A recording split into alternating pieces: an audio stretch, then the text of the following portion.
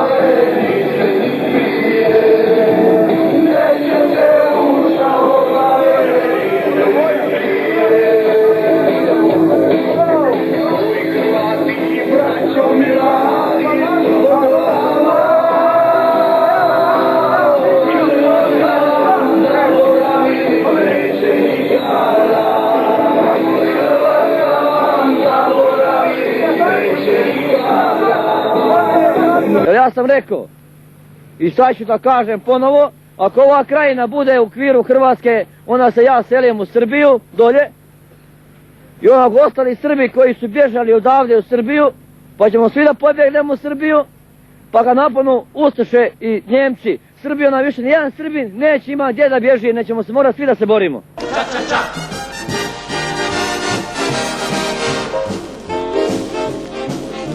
Ča, ča, ča.